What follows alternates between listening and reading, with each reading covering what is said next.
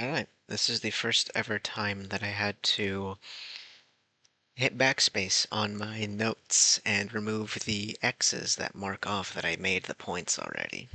That felt weird to do, I'll be completely honest with you. So, if you haven't seen the community post, might not have, I already recorded this video. It was, if you'll allow me a moment to check, approximately, hold on, let me just very quickly mute the ability for this to pick up desktop audio so you don't get an abhorrent noise. Because I haven't deleted the footage, because maybe I'll put it up as a unlisted thing. It was an hour, 24, 45 seconds is how long I recorded that video for. I already made this post-apocalypse video uh, uh, before, just yesterday. Still technically this morning, as it is 6 minutes to 12. But point is, I've done this before, which pisses me off because, like I mentioned in the community post, the entire segment on factions is unable to be listened to. My voice quality fluctuates heavily. Parts of it just are flat out inaudible. And quite frankly, it's just not good. So I just had to say, fuck it, and scrap it. And here we are again. Because I didn't want to just drop the topic, right? I thought I could do something fun with it, and then I did. Then I got punished for it for some reason. But we're here now to retry it.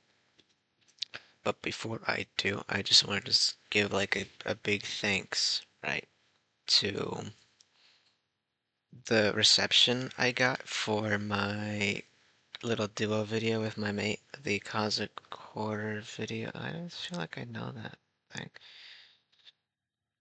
I want to say thank you for the reception for the video with my pal there of the Cosmic Horror one. Like that is, I don't know how to say it. Like I don't know. It's just so cool. Given like the comments are like, how do I say it? Like pretty much they like pick out bits that they liked and like hell, one person gave a book suggestion based on the stuff I've said. Like it's super cool to see that like, oh yeah, people enjoy it. I think that's really cool. So I was a little bit worried because of the big detraction from what I usually end up doing, but I'm really happy that it came out well because I was very proud of it. I don't know if my friend is. I haven't really asked him, but like I personally am proud of it. So maybe we'll do more in the future. A very tenuous maybe because he has a life and stuff, and I don't know what like we could all, like talk on for another 2 hours. I jokingly threw out the food suggestion, but I don't know if that could actually even like work. Because I mean, what do we would just go like, yeah, I agree, yeah, I agree at every point. Well, I don't know. I'll see rather. I hope so, but do not bet on it. Anyway, let me just drink some water.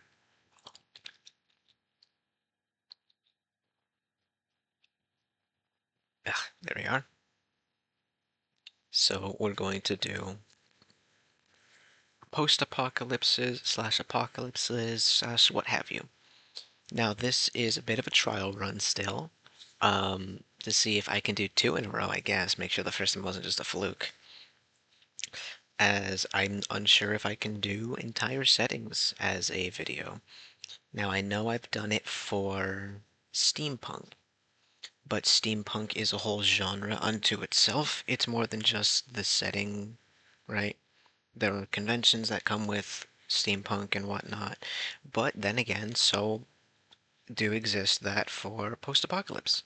Though I always personally always saw post-apocalypse more as a setting, and I'll get into that later.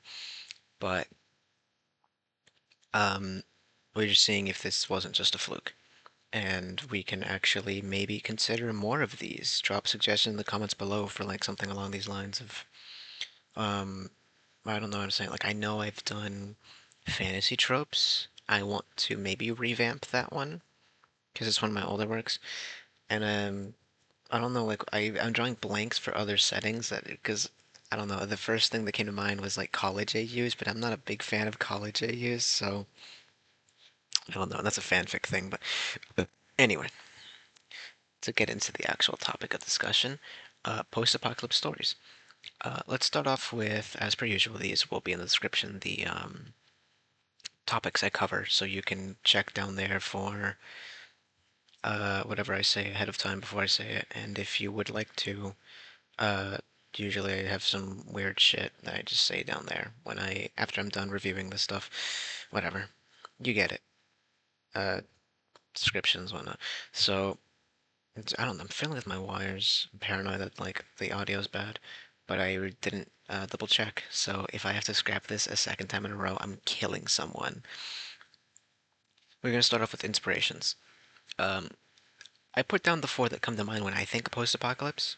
That being Fallout, Stalker, and I know Stalker is not a post-apocalyptic setting, but it is still something that jumps to mind for me personally. Metro 2033 and Wasteland, specifically Wasteland 3. I'll put that in brackets. Real-time adjustments here. Only the most professional of setups in this house. Specifically Wasteland 3, as that is the one I've played. Um, I have I own all of this Stalker videos. Every item is why did I get recommended that? I don't watch Isaac content. Um, I have never I own the Stalker trilogy. It was gifted by a friend, and I'm waiting for Stalker 2 to get like an A life overhaul and some gunplay rebalancing and stuff like that, and to maybe consider picking it up. Though I didn't mind it. It's just like I don't think it's worth it for me personally right now.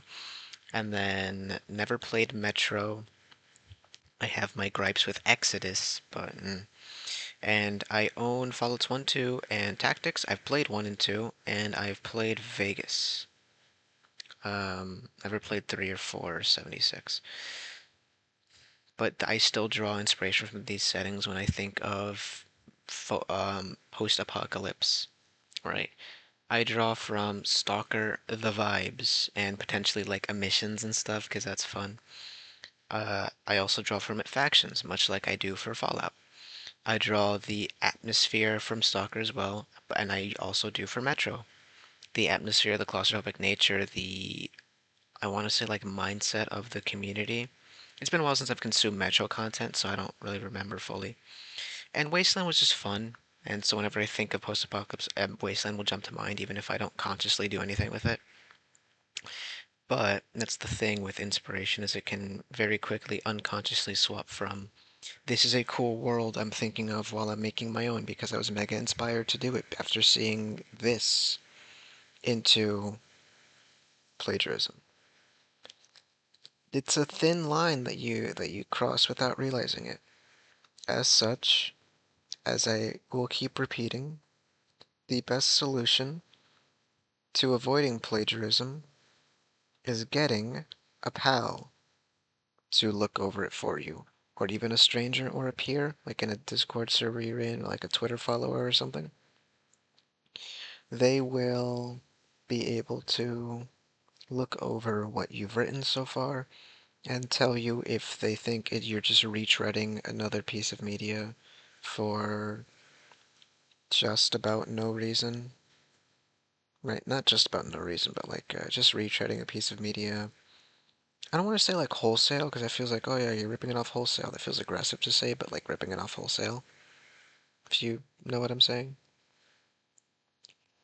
Because as much fun as these settings are, Stalker, Fallout, Metro, and Wasteland, I have seen them before, right? Everyone's seen Fallout, including the TV show, which I personally didn't watch as I didn't. I waited for the reviews to come in first, and when I saw they nuked Shady Sands, I was like, okay, there's nothing for me here, I get it, and I avoided discourse with it. Though I don't like the plot beat of, hey, Vault-Tec started the nuke, because that's fucking stupid, but... And I'll stick with that, right? I think that's stupid, but I guess it's just not made for me, and that's fine. But, right. Point is, we've all seen Fallout. We all know about Stalker, Metro. You might have even heard of Wasteland. As such, please just don't redo Stalker, Fallout, Wasteland, Metro. Because if I wanted to redo Stalker, Fallout, Wasteland, Metro, I would just play Stalker, Fallout, Wasteland, or Metro. Because they're games I own. Well, I don't. I played Wasteland 3 through a Game Pass for an Xbox I no longer have access to, and also the Game Pass, we just haven't fucking bothered renewing it because nobody uses it anymore. Whatever. Point is, I could go buy Wasteland if I wanted to. If I wanted to, I could. Where's that image I'm looking for? There it is. If I wanted to, I could download right now and then play the original three Stalkers. I'm still playing through Gamma. Well, I almost finished it one time, and then I had a huge game-breaking bug, and I was like, okay, fuck it, I'll just revamp it. Um, I can go play Fallout 1, 2 again, and I can't. I can go get Vegas and then mod the hell out of it to make it function anymore. And I can consider buying Metro and shit like that, right? I don't want to reread the stories. Not that I'm saying you can't take aspects from the worlds at all. No, that's not what I'm telling you, because obviously, with having yourself within a genre or setting like this, you're going to retread a lot of these old plot beats and old stomping grounds and shit. Consider the plots. The Fallouts have you seeking out Fallout 3, 4, and the show have the main characters seeking out a person of familial importance to them. Vegas has you seeking out the man who wronged you. A common enough plot thread for all four of those. Fallout 1 has you finding a MacGuffin. Fallout 2 has you also finding a MacGuffin. I still don't know what Tactics is about. I'll have to play that after I finish 2 again, but 76 has you finding the Overseer, so it's another like finding a person who not in this situation didn't wrong you, but like looking for answers idea. Tired, fuck. Right? It's fine to redo those plot beats because those are all fun, well established, well written, and easy to write for plot beats. The issue comes when you're just redoing all of it. It can be fine if you do an homage or even start it off the same way, like your main character gets shot in the head and wakes up with amnesia. I know Amnesiac Courier isn't canon, but it's my favorite like fandom interpretation of Courier 6. So like um I like seeing it when Courier 6 has amnesia because that's just fun, and also the dude got shot in the head. So I mean like it'd be justified to have amnesia. Uh you see what I'm saying? Right? With like, oh yeah, it's literally fine to just be like, oh, I've seen this before, but that is, what the hell is the fucking, oh, I get it now. It's literally fine to just go, oh yeah, I'll pay homage or I'll retread this plot beat. The issue comes with keeping it at, I'll retread this plot beat and not this plot, which having someone else to rein you in really helps for that. And I recommend it immensely. Moving on from that, as I think I've covered inspiration as much as I can for here, not like it is with the cosmic horror thing where like, oh yeah, H.P. Lovecraft is immutable with the genre. You can break away from these as you will. I recommend it even. It's great fun. And go on to the world building. I'll be sick to yawn. And then give me a sec to grab my water bottle. Where is it? Oh, there it is. And then uncap it, and then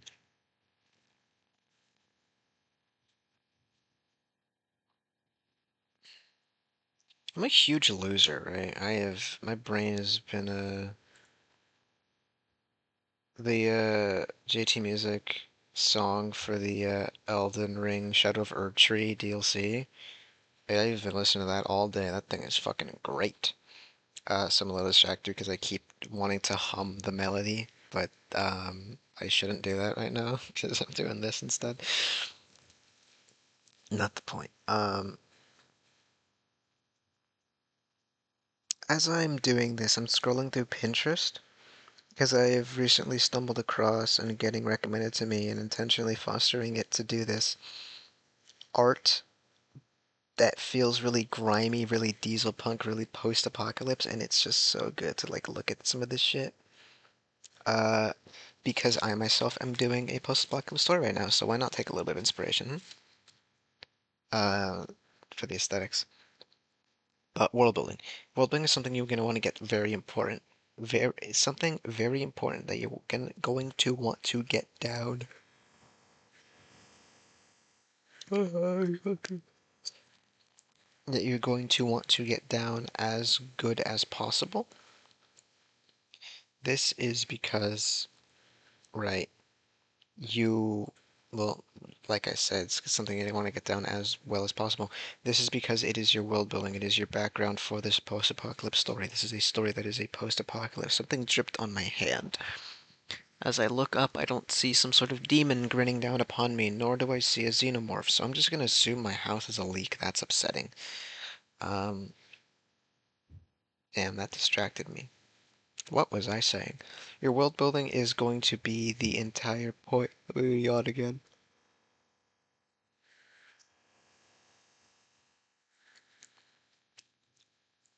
Okay.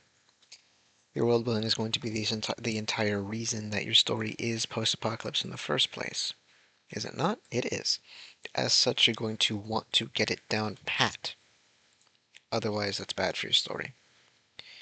This will manifest itself most immediately and most pressingly with, hey, I'm gonna yawn again. No, that's that, but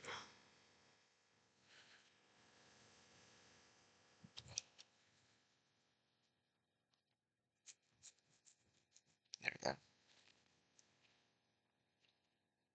This will establish itself immediately and most pressingly with you giving a solid reason as to why your post-apocalypse or apocalypse, because it could still be ongoing if your like event took place. The most common one you'll see, I take a sip of water, is nuclear warfare. For all the actual post-apocalypse stories I mentioned in the inspiration segment, they all, from what I recall, were nuclear warfare. Let me think. Metro, nukes. Fallout, nukes. And then Mute Wasteland, nukes. Yep, they all came from nukes, no? This is not something you need to follow. Not every post-apocalypse story has to happen as a result of nukes. I recommend moving away from nukes, even, because I don't like dealing with radiation. What do I mean by that? I mean radiation fucking sucks to deal with in stories, because in the real life, radiation fucking sucks. It's not fun. It's completely silent. It completely ruins technology, so even if you were a synth or a robot or what have you, you're not safe. You won't know you've taken lethal doses until you're ready to keel over and die. Obviously in extreme circumstances, but even if you don't take extreme doses, rad poisoning is never fucking fun, especially for your story because it just slowly, painfully kills people and leaves them weak, potentially permanently. And that's just no good. Like what happened to the Chernobyl liquidators is fucked up. And to deal with radiation means inviting that into your story. Unless your radiation is just works like magic, as it does with the Fallout series, because Fallout radiation is just fucking magic. I mean, yeah, sure, FEV, but that's bullshit and we both know it. And Wasteland radiation is also just magic, but Wasteland's a parody, so I mean, it doesn't take itself seriously, so. I'm very fucking tired, apparently. I'm yawning again, sorry. I apologize for that. Where are my notes? Here we are. World building, that's what I was on about, right? So, what are some other, like, inciting events you can take inspiration from? My personal favorite, as I mentioned a few times already, is a massive solar flare. This is because it allows me to cook all of the technology I simply do not want to deal with in my story. If I do not want to deal with high-tech society or even contemporary modern or even contemporary modern, sorry, I yawned, even contemporary modern technology, I can just have solar flares happen and kill the technology because it's uninsulated and it just torches the shit and I don't have to deal with it. I take more water. Another easy one is just global warming, as sad and upsetting and nebulous as it is, that could just kill someone, kill society, right? Ambient temperatures simply got too high for a lot of shit. Sea level rose, I don't know, fucking earthquakes got more extreme. Monsoons, tornadoes, hurricanes, those. Why am I so tired? Fuck. Punch myself in the jaw. Hopefully that works as a nice stimulant. Hurricanes, tornadoes, and monsoons all increase with in both power and frequency, leading to mass natural disasters, etc., leading to eventually, through nebulous reasons, extreme storms, weather patterns, an apocalyptic scenario. Conversely, extreme frost could wipe out your city, a la Frostpunk, a la The Long Dark, one of my favorite apocalypse settings. Not post-apocalypse, it's currently ongoing. Water. Felt myself yawning, punched myself again. So far it's working. But with post-apocalypse, or apocalypse, or this setting in general, there comes this idea that it's a lot more grounded in reality, as I crack my back. A lot more grounded in reality, a lot more realistic, almost beyond fought it off, than other settings are. Couldn't fight it off for long, fuck. Right. There's the want to stray away from magic, and there lies within. Ugh. As such, a lot of world building for post-apocalypse stories is pretty mundane, and the reasons are pretty cut and dry, things that could realistically happen. Nuclear events, extreme weather patterns, the likes. Stop being so fucking tired. I just scratched the hell out of my arm. There's the other one. So, I'm here to tell you you don't need to do that. Your reason for this event happening literally does not need to have any basis in reality. It could be anomalous, a one and done, and you might be thinking, but cheese underscore stick one. This opens my story to aspects such as magic that I do not wish to deal with. Nope. You are the author here. You are in full, complete control of the story. If you do not want to have any of that in your story, simply don't put it in. It's just that easy. What am I talking about? For example, say you like the idea of a perpetual darkness being cast over your apocalyptic scenario because that's a fun fuck. Because that's a fun backdrop to put into play for your story. Have your son vanish. Just that easy. Have your son vanish. In its place is like a weird celestial body giving off faint amounts of light. Or you can just say fuck that and have literally no light at all. Perpetual pitch black darkness. The sun just vanished one day. It's very obvious as to why that leads to the end of, society. But that could be a fun plot beat. Hey, sun's gone. It's fucking Jover for plants. Humanity as a whole now needs to downsize to accommodate for the artificial grow beds we'll need to implement. What's that? Everyone freaked the fuck out and they're all killing each other in the streets? Damn. That's a shame that happened. Anyway, who wants to help me hook up these flood lamps? Hmm? Or you can just have, like, aliens come down, fuck around for a bit, and leave. You could have a nebulous disease that just fucking crumps everyone and then also just vanishes, just dies off. You could have monsters come through, like a portal, and then the portal closes up, but then the monsters are invasive and now they are here to stay. Society be damned. And it's just never explained because it doesn't need to be. And then it never happens again, but they still stayed around, right? You don't need to extrapolate on that if beyond just the initial event if you don't want to. I recommend giving it consideration. But beyond that, there's of course other world building that I'll get into, namely factions, which I'll get into in their own setting, tech level, environment, whatever. So what other aspects for world building are there? You know, where are you? Is this Earth or is this alt history? Because alt history, post-apocalypse is not something I see often, but hey, you could be a fucking pioneer in the field, yeah? Just don't have your alt history be Nazis won World War II. They literally, there's no fucking way they could have won. There is just no fucking way they could have won. Have them lose harder, actually. Never like, not that it's alt history, or just like say like, yeah, the Nazis lost, but harder. I would love seeing that. But it could be real and proper alt history, right? Post-apocalypse setting thrown in for fun. Be a pioneer, I guess. But what I mean is like, is this Earth? Where is it set? What time period is it set in? Is it modern? Is it future setting? Is it past even? We could go all the way down to the Iron Age.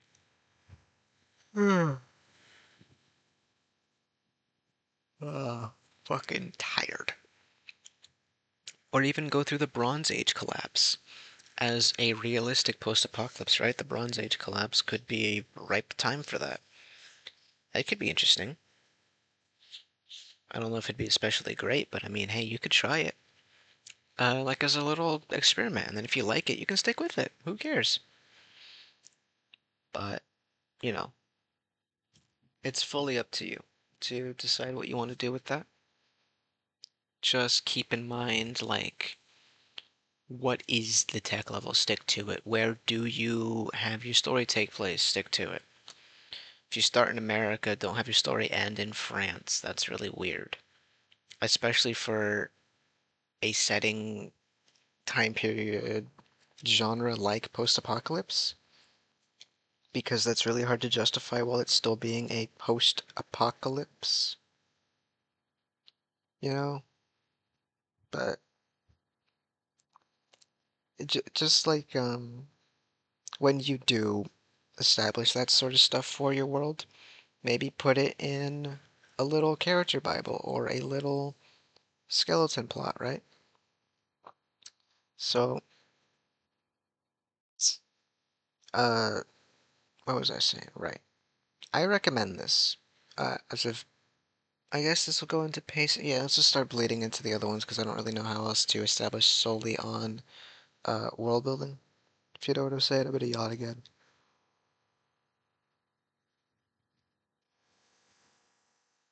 Okay. I'm back.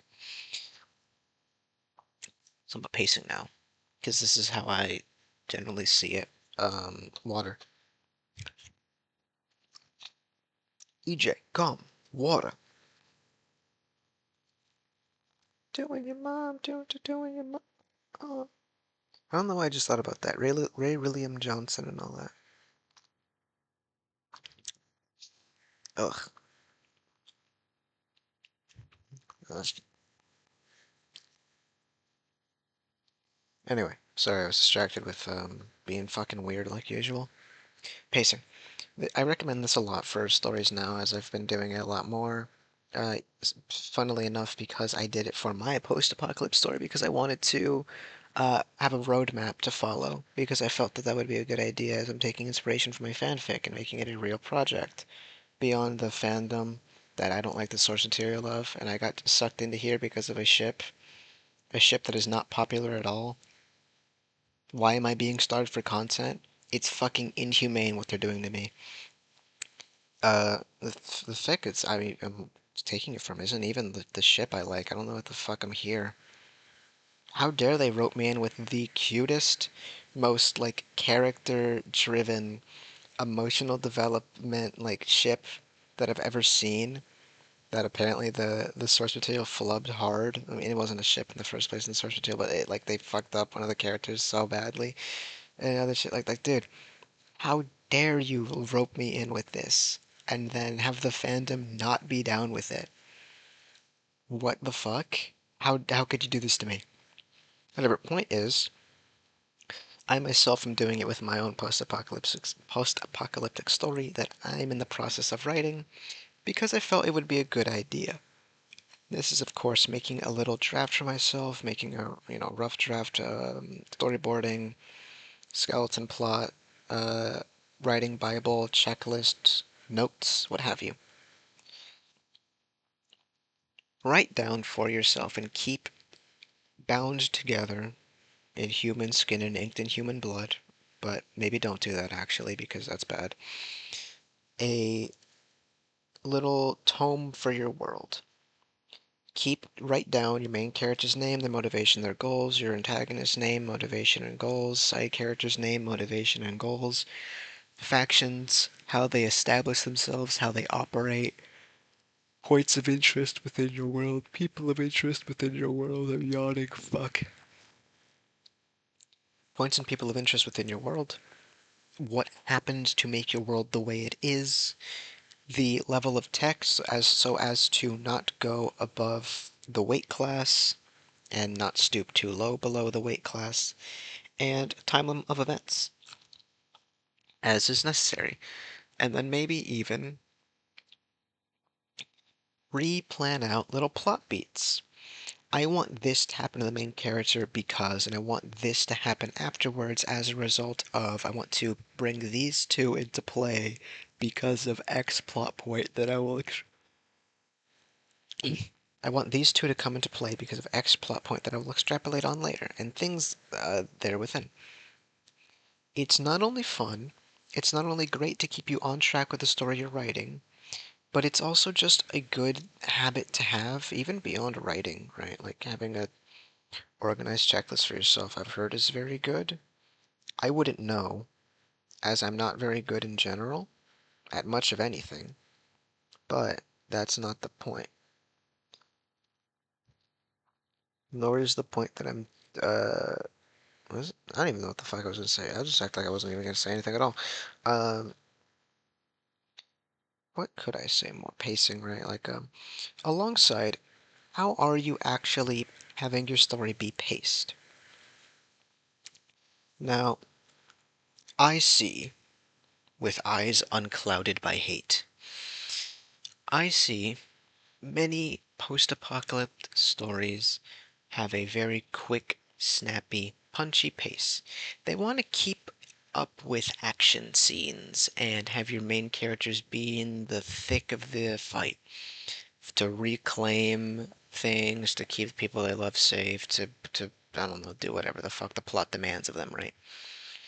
I don't like that super much. And I'll take a sip and then tell you why.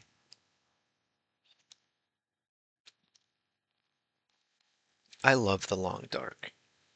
That is important for what I'm about to tell you. I love The Long Dark because it is an apocalypse game based around the Canadian cold. There's no technology, right? You're just alone wandering through. There's a story mode, but the story mode, compared to the sandbox, well, the story mode's a bit easier, and the sandbox is a bit more fun as a result.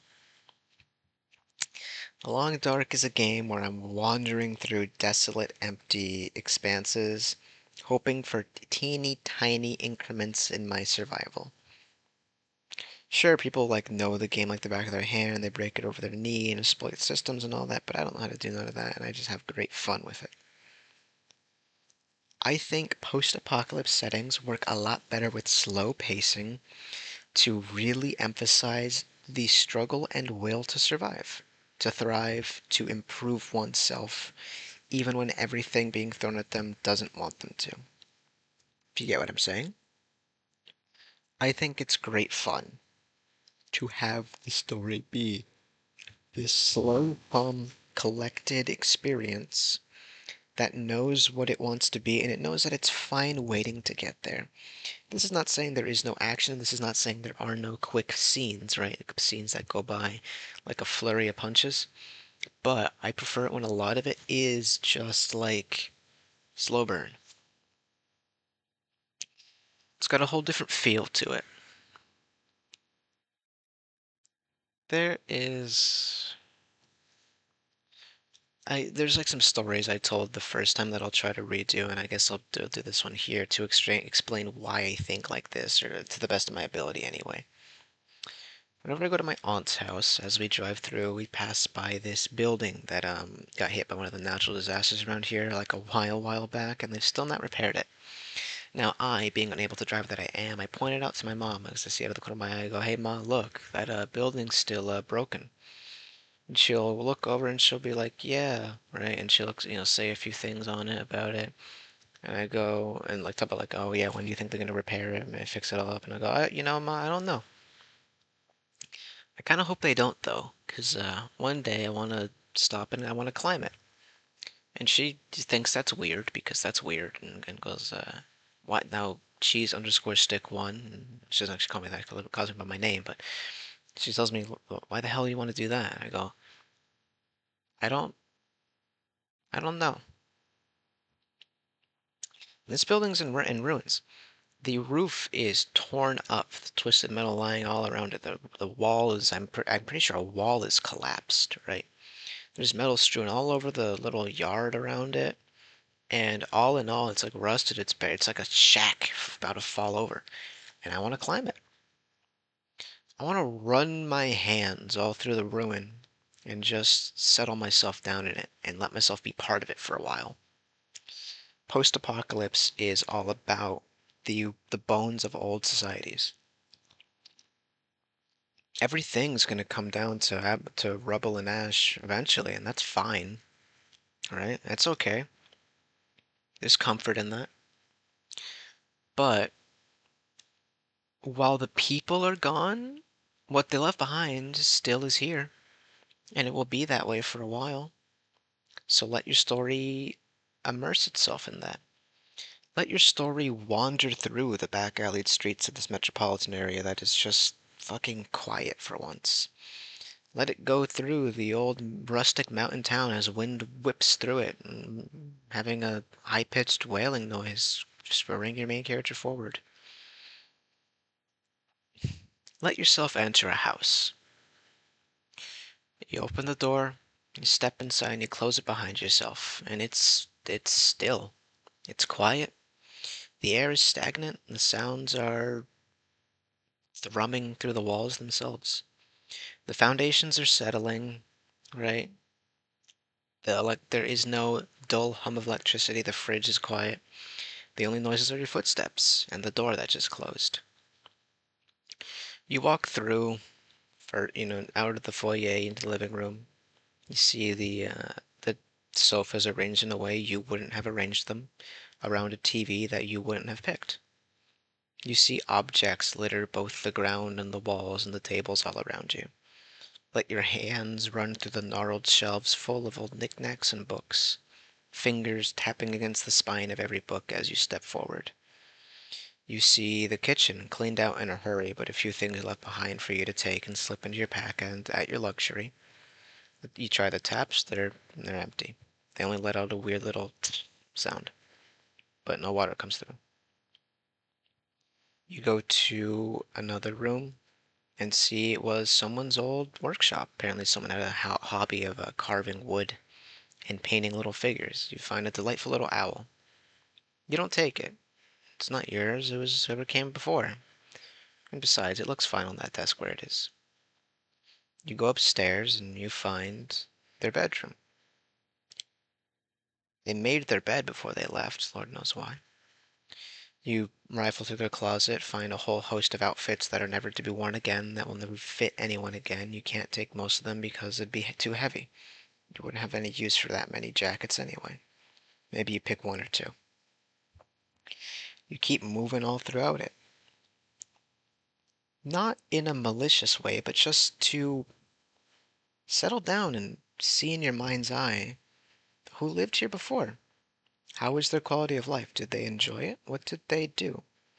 When everything went poorly, if they're not dead, if they hadn't died when it went poorly, rather, how did they react? Did they take their things and go? They must have, right? There's no reason this house would be so deathly still. There's dust all over everything. Nobody's been here in ages. It's a perfectly fine building, yet they've just left it behind. And you're here now.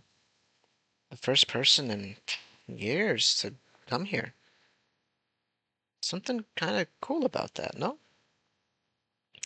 And you keep moving through, running your hands all over everything, your fingers scraping against the walls. You let it drag behind you as you move through the hall. Open and close the doors that groan at being woken up from their slumber. Uncover and poke and prod at everything. Then you descend down the stairs again, gather up what you left at the front door to grab later, sort through your equipment, step out that door and start walking again. For a moment, although it was never true, you were the owner of the house. You lived their life. You walked through the halls they had their routines in and made the place remember you.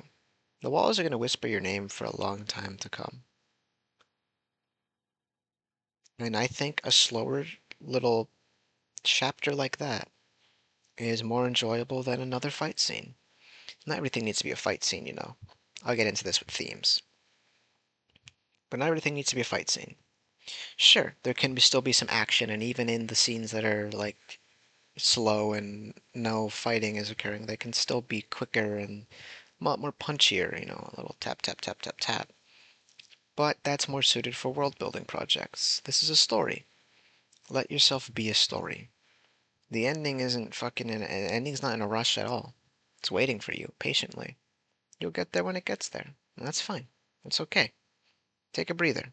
It's good for your story. Um, but again, you're going to want to establish importantly what your tech level is. I'm moving on now.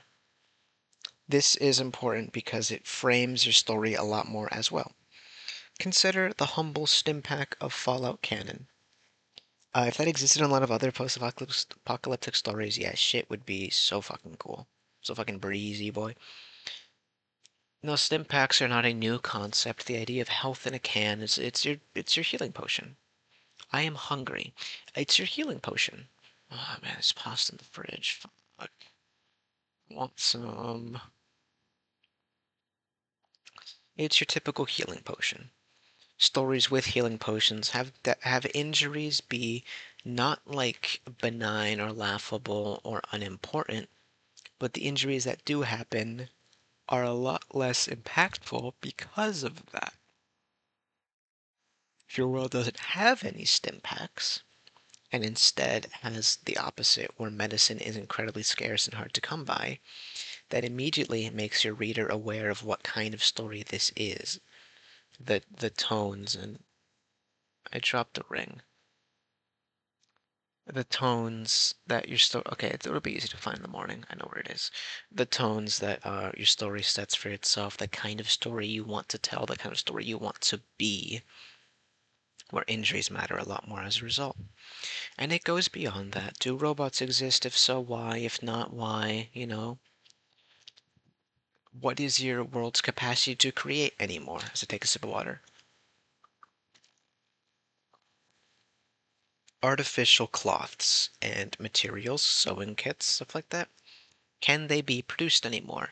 You may be thinking, well, what does that matter? It doesn't need to have any more plastic or, not plastic, is it? Polyethylene fibers.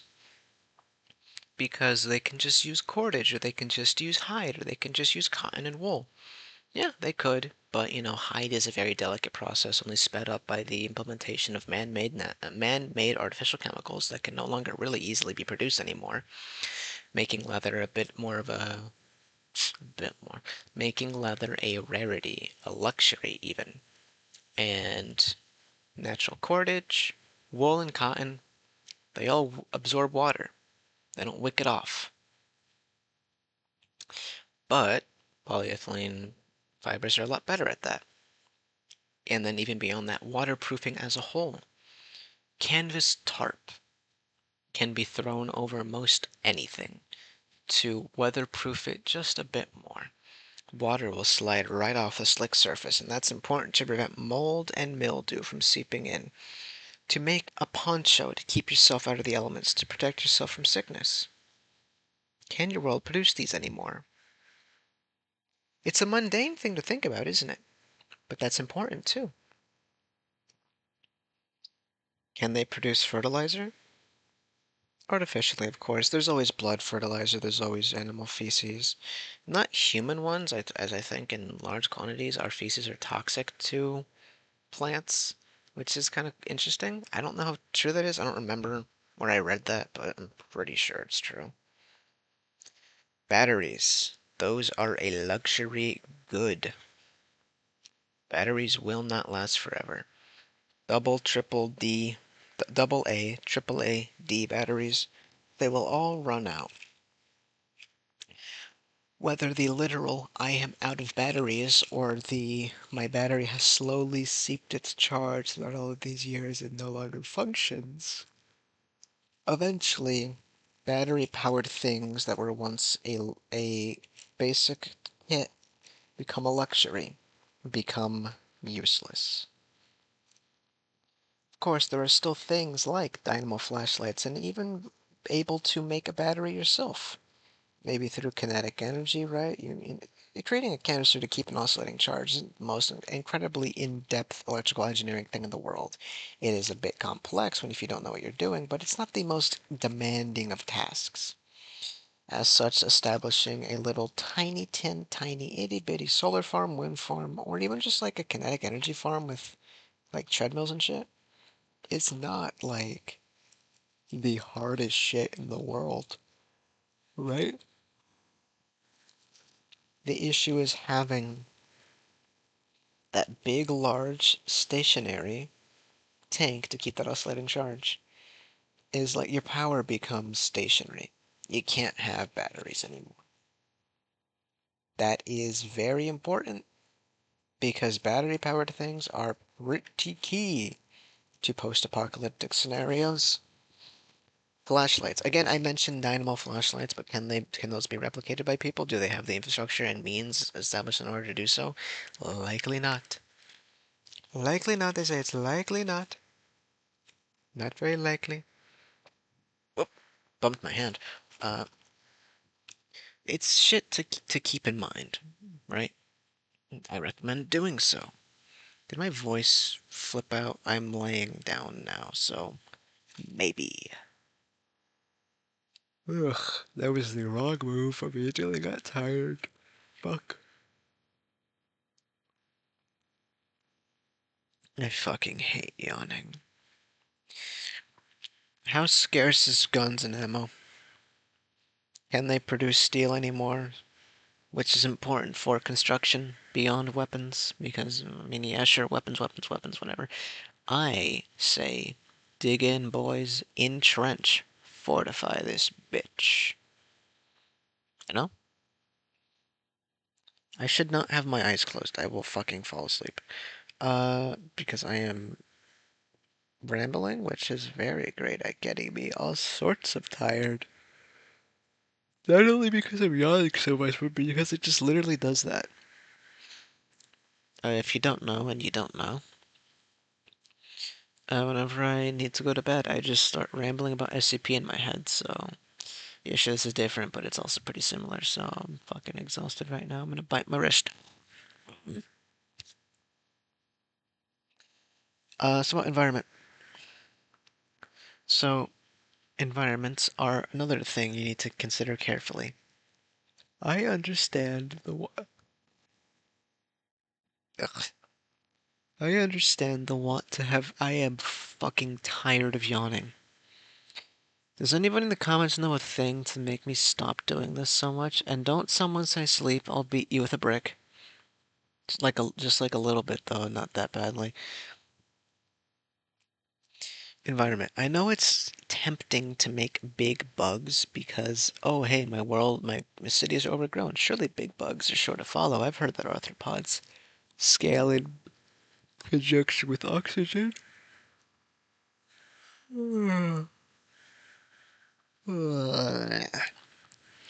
That is true, you are correct.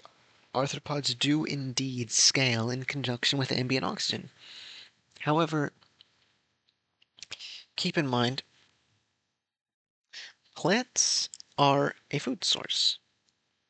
Little herbivores or omnivores, and even the bugs that you think should get big are going to be munching away on that lovely bit of flora, aren't they? They are. As such, I yawn.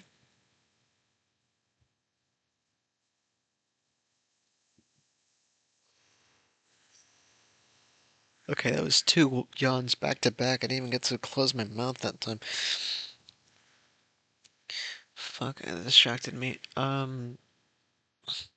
Those bugs and other herbivores are going to chew on and eat those plant matter because it's such a easy, abundant resource to take advantage of.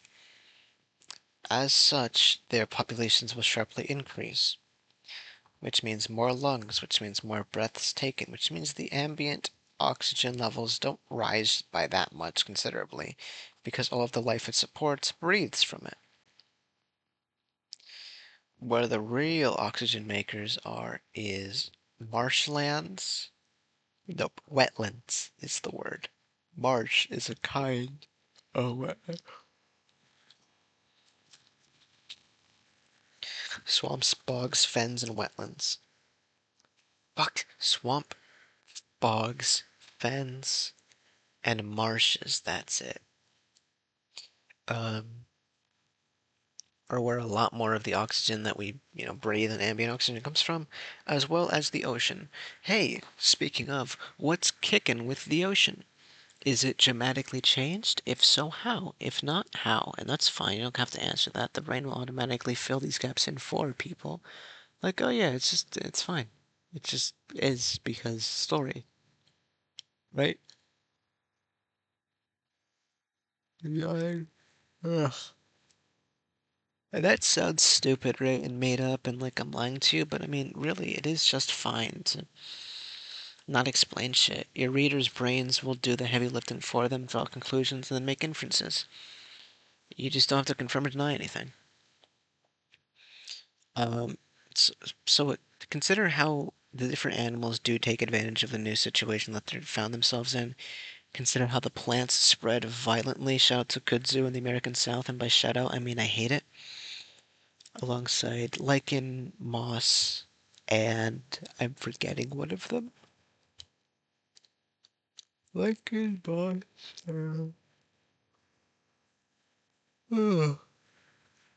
tired. And ferns, that's it. I'm scrubbing at my face, give me a sec. Get the hair out of my eyes. I don't know what else to say for environment outside of like, I have a whole video on it. Not to brag or anything. But, just like be creative with your environment, like consider various aspects, even beyond just like, oh, a pack of wolves in the city, because a pack of wolves in the city is cool. It's like, I guess it's cool, but factions. Factions are key. Mostly because I like factions personally. And as such, want you to write more factions in your stories because factions and stories are interesting. But collaboration is one of the most important human traits that we have. Our brains fucking love being near each other. The noosphere. As a result, it is natural to want to band up and want to band up to ensure protection for you, your friends, your family, and each other in general. So it would naturally form in communities, these different factions, or factions would form and then communities would form around them in these settings. This means, as I yawn again,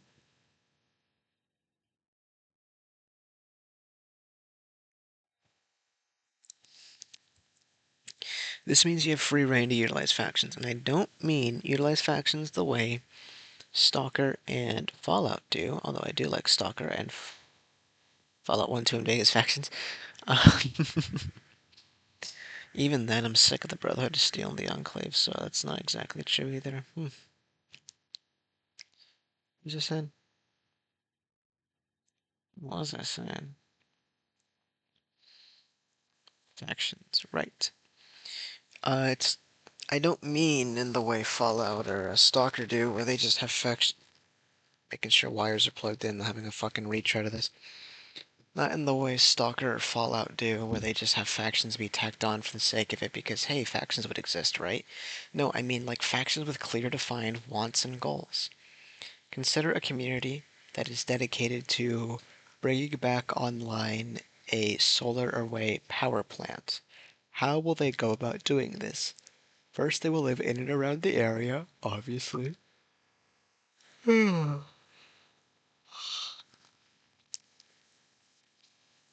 I didn't nap earlier today, that might be why I'm so tired. Then, they need to learn and teach each other how to actually operate the facilities, which means they would need to go on scav runs to find books on electrical engineering and then slowly learn and then teach it to one another. Then they would need raw materials in order to repair and then be able to actually run the power plant. This would manifest itself through copper for wiring, tin for other materials that use tin. I don't really know how electrical, like, fucking doodads work. They would need copper for wiring, they would need plastic for various reasons, they would need all sorts of bits and bobs and odds and ends, right? Like little tubes for the wiring, graphite for transistors and resistors. I don't know if it's one or the other, or both. Maybe I don't know. I'm not a electrical engineer, if you could believe it. Not much of anything really. But right, they would need someone to go out and be either dedicated scav units for this, copper, gold, tin, other conductive or useful metals during the process of producing power. Point is, right, they would need a whole host of things. So don't just have them be, yes, we are at the power plant and we are repairing them. Sure, that's fine enough, but that's boring, that's lame, that's no fun, that's no good. If you get what I'm saying here. Because it could go even beyond just that. As I mentioned plenty of times, I like it when factions have differing opinions and goals. I do not know how that would manifest itself with the power plant people, so let's move on to a different faction instead, as I grab a bottle of water. My bottle of water, right? Did I finish it? Where is it? Guys, have you seen my bottle of water? I know I have a little bit left. Hmm? No. No. um, no? Uh-oh. Where is it? I'm thirsty. Up there we are. It hid itself from me. And that's the last bit. Consider instead people who found a steel mill and wish to turn on the steel mill in order to obviously have steel for the purposes of, in this case, it's actually trade. I didn't finish my environment talk. I'll get back onto that in a second. In order to establish trade with other groups. But first, to establish trade, they need steel. As such, they need to have raw materials to pour into the slag or furnaces to create slag and to then like refine it into steel. As such, they're going to need tons of mechanical parts in order to repair the machinery in and around the steel mill. They'll need to live in and around the steel mill themselves. They'll need to establish connections with other people, fortify and defend trade routes, and above all, be a known, reliable power within the area and monopolize steel. But others within this group may completely agree, yes, we need to revamp this steel mill because this is an amazing boon for us. However, I do not believe we should be a trade city. Instead, I believe we should use the steel to create powerful foundations and walls in order to establish a very well defended, solid home base of operations, and from there be able to extend our sphere of influence slowly and gradually as our very own official city-state, and then have satellite cities in and around us that wish to join up due to the stability we represent. From there we can demand tithes or payment in order to police and patrol and defend them. And then people could agree or they could disagree, and they can split up from there even too, right? Where some people agree like, yeah, we should uh, defend instead of trade, but I don't think we should be a city state. I don't think we should invite satellite states because that is just disaster waiting to happen. Instead, I think we should do all sorts of defense, keep ourselves up and stocked high, and just like be left alone. And then from there they'll argue and they'll like collaborate or form different parties within the faction itself, because that can be incredibly interesting. And I fully believe that.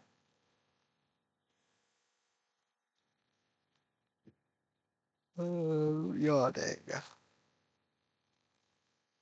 So, environments are beyond just that which lives within the environment. The environment is in itself the abiotic factors that are stressed upon the people. Ambient temperature, verticality or lack thereof, foliage or lack thereof, heat or lack thereof, cold or lack thereof, which is interesting because cold doesn't exist. It's the absence of heat. So the absence of heat, yeah, that's just heat. Whatever. Point I'm making is environments are a lot more than just the plants and animals that inhabit them. Because the the cityscape affects your main character too, you know. Consider a humid area with a verticality aspect to it. Hills and valleys and things like that that you need to hike through and on. That would be tiring, no? Alongside the humidity, which would also serve to just drain you of your energy, no? Awful, isn't it? This affects how easily they're able to trade with people around them, because it's hard work to haul all sorts of goods throughout the streets, especially when I have to hike up the streets, and the streets are fucking boiling me alive, and God, I hate being around here. If you see what I mean? But I'll leave the rest to you in that situation. I just very quickly remembered it, thankfully, as I think that's very important to get right. Genre. You don't need to be contemporary modern. You can be fantasy. You can, although I said you don't need to when I mentioned like anomalous reasons for the cataclysmic event, but you absolutely can invite magic to play around with in your story. And in fact, it can be great fun. Now, I do not have any personal examples of this, as I do not often read these apocalypse or post-apocalyptic stories. But keep in mind, when I say fantasy, I don't necessarily mean the Iron Age medieval era, though the Iron Age medieval era does have its own opportunities for stuff like this, usually manifesting itself through an undead army being commanded by a lich marching over to the land in order to establish himself as something, or have power or something, I don't know.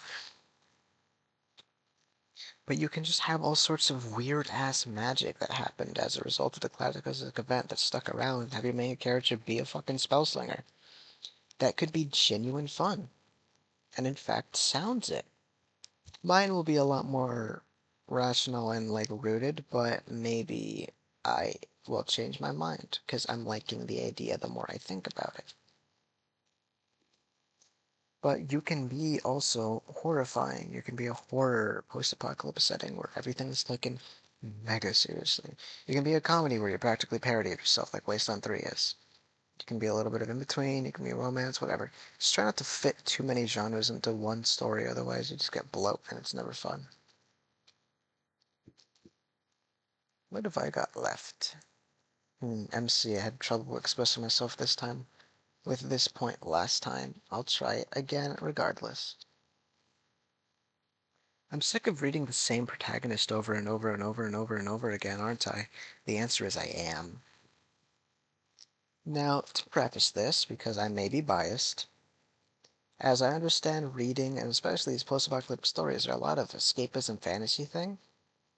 I think the main characters are usually lame as fuck and just plain annoying very often.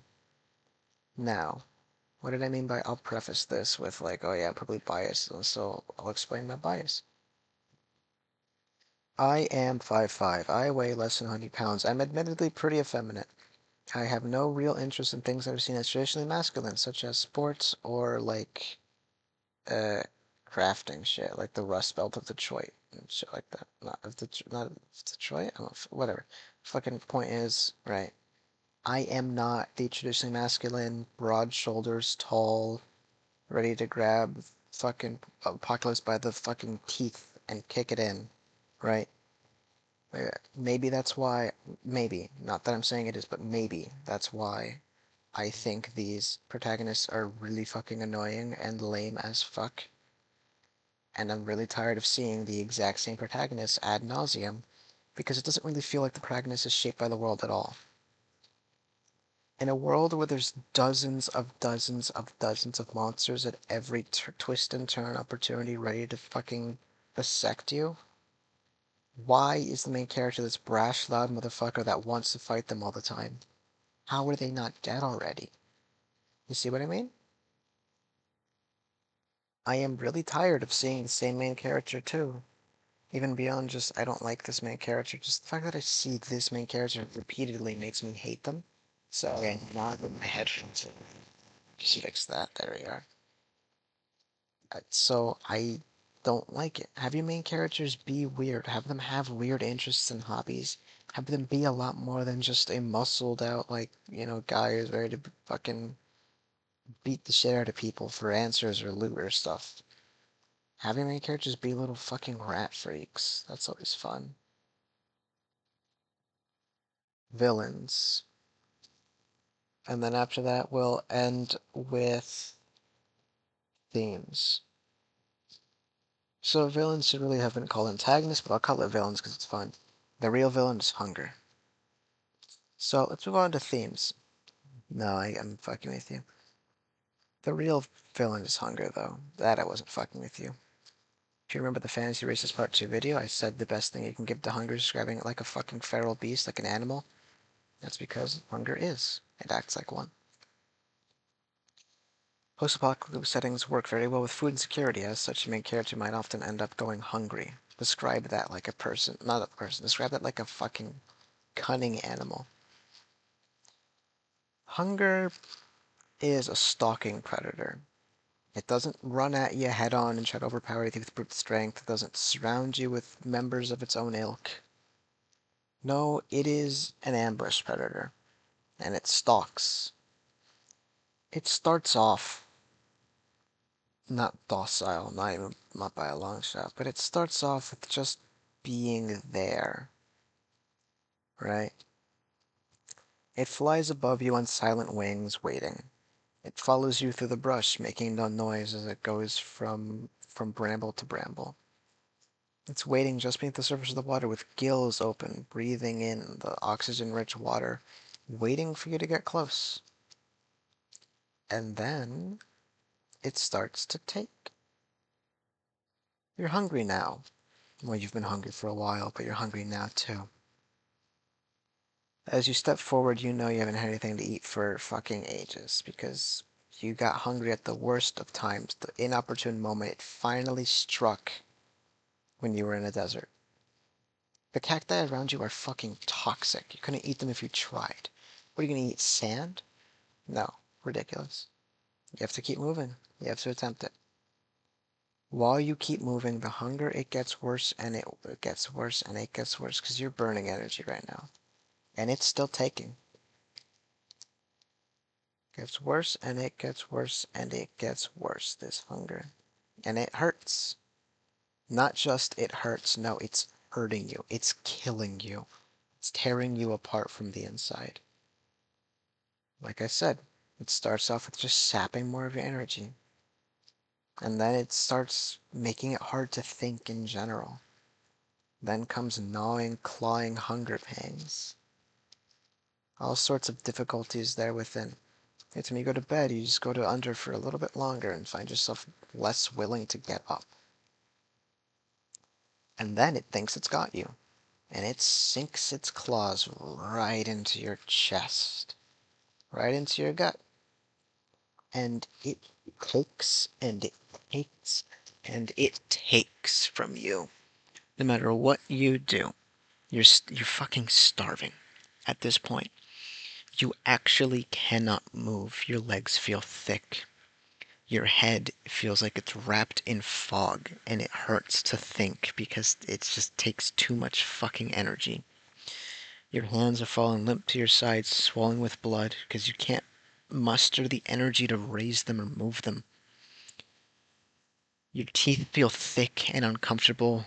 There's pressure in every tooth demanding you bite and chew.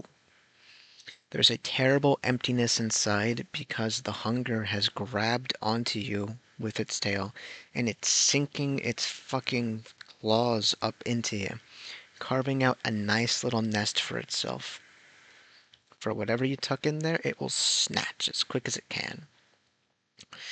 And still, it keeps taking until you're just on your back. You can no longer move. Just laying there in agony, clutching your stomach in sheer hunger. And then it takes your life soon afterwards.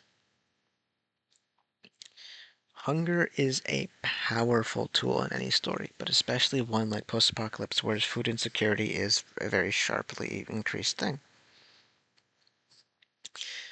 But of course there are also villainous, there are also human antagonists, being raider groups more likely. How did someone fall in with a raider group, however? We may be thinking. Starts off with a follow me and never be hungry again, unite the peoples. And it ends with being surrounded by drugged out psychos needing to play the part of the unhinged warlord, or they'll sense it on you, weakness, and peck you apart like the vultures they are. What does that do to a man? Hmm. Who knows? Maybe flesh that out a bit, eh? But point here is they should be rational, not reasonable. They don't even need to be like a raider in the direct sense. They could be on a pilgrimage trying to get somewhere else because they believe they can stop some sort of cataclysmic event. And they are moving from area to area and they come across a town. The resources are low at this point, but they still are many. They still are armed. The leader comes through, boasting about whatever he's boasting about. And then comes the ultimatum. Give it peacefully, or we'll have to take it by force. Your food, your clothes, some water, and medicine. Trust us, we'll put it to good use. We really do ask that you politely hand it over. But rest assured, and they all in sync swipe the sword from their hip. We're taking our cut. See what I mean there? Reasonable. Why it happened, why they're acting like this, what their goals are. Not rational. Doing it. And all the different flavors that lie there within. And of course, there's non-human enemies, but those are usually relegated to just being enemies that you stomp on. And I don't think that any enemy should just be something you stomp on. But like, I understand like why it exists for post-apocalyptic stories and all that. I'll end off with themes because I'm very tired. It is so easy to do. The whole war never changes. Man is made to kill man. We're all animals within. Yada yada yada. Themes. But where's the fun in that? What themes can you pull and adhere to and use for your post-apocalyptic story? Perseverance, protection, and love. The capacity for growth and repair. Adaptation. And I reiterate, love. It's easy to tear away, to break and crumble things beneath your fists, but it's a lot more difficult and a lot more fulfilling and worth it to build instead. Be that connections, be they familial, platonic, romantic. Be it a project, offensive or defensive, or just for interest, or for selling, or what have you. Or for being a figurehead, feeling worthwhile as people come to you for advice before anyone else. Cooperation is another theme that can be heavily played upon.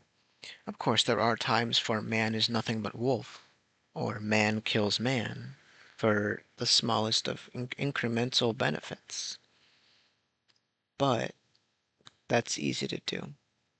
Simple pitfalls, and I would like you to be better. I'd like to think I'd be better, right? That I would want to form a community.